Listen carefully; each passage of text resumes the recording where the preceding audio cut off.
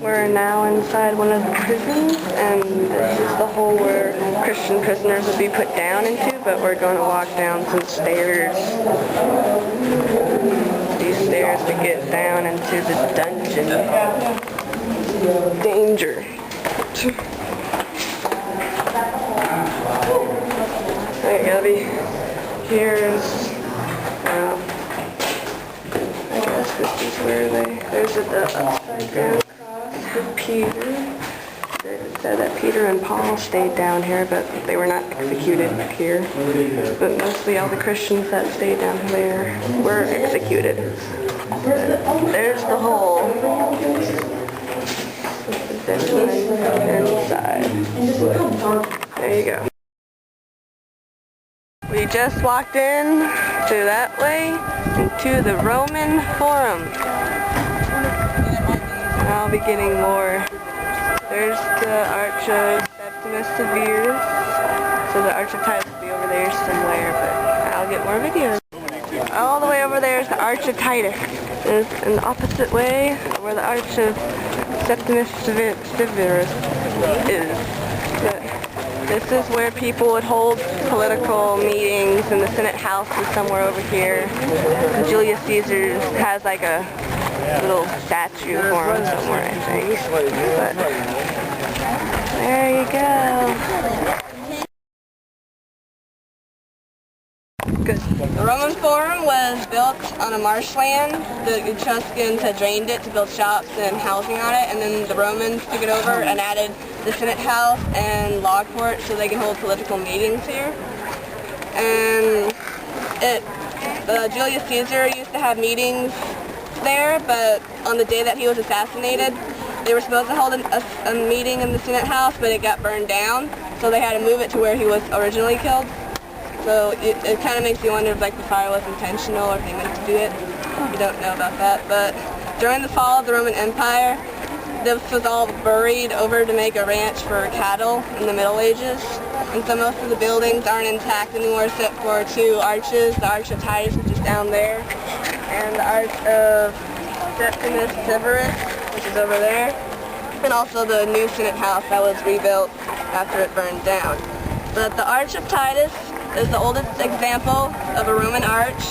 It is 49 feet high, and Titus was the emperor that fought the Jews in Jerusalem, and it sacked their temple, and so there's reliefs depicting this act of pillaging and decorated flowers all over the arch.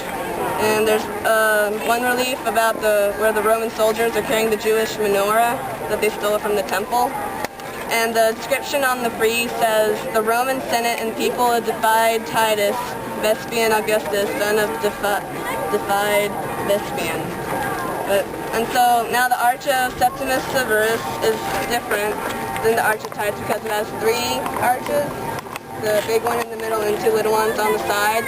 It is 75.5 feet tall, and Septimus Severus had his victory in the war with the Parthians in Iran and Iraq in the 3rd century, and this also is depicting that, and is also depicting his two sons that fought along his father in the war. And so when the Roman Forum was buried and forgotten, it was half of the arches were left covered, so they used that as a barber shop. And so the Senate House, they have when it was burned down, Emperor Diocletian had a new Senate House built in the latest style using bricks instead of stone. And when the Senate House was first rebuilt, it would have marble and stucco covering the outside of the building, so you couldn't tell it was made out of bricks. The floor inside is all made of mosaic marble, and each color of the marble came from a different place in the Roman Empire, because Diocletian liked the different colors depicting all the different countries to show off their power and the widespread of his empire. And why the Senate building is still intact is because Emperor Faustus gave this building to the Pope to use as a church, so they kept it pretty much intact and kept it up. So that's all about the Roman Forum. We're now inside the Curia, or the Senate House.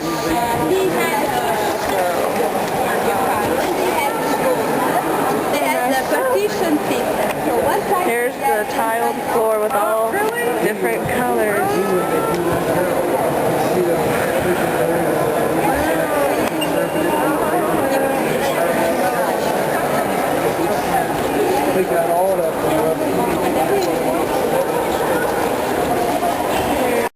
we just came out of the Forum. There's the Arch of Titus in the back, and here is the Colosseum, which we will go to later after we have lunch. But there it is. I'll get a better video later. Okay. This is the Arch of Constantine to dedicate his stuff, whatever. And most of these things, like the medallions and the friezes, were taken from other arches and other sculptures. So it's not really even about him at all. It just says it's his. But so there you go. Here's a better view of the Arch of Constantine, and then right behind us is the Colosseum, where you can see each level has a different kind of column. The first level should have Doric. It's on that side, and the second level should have Ionic, and then the third should have Corinthian. But I've taken a few pictures of that.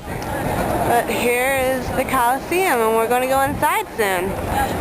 So we'll wait.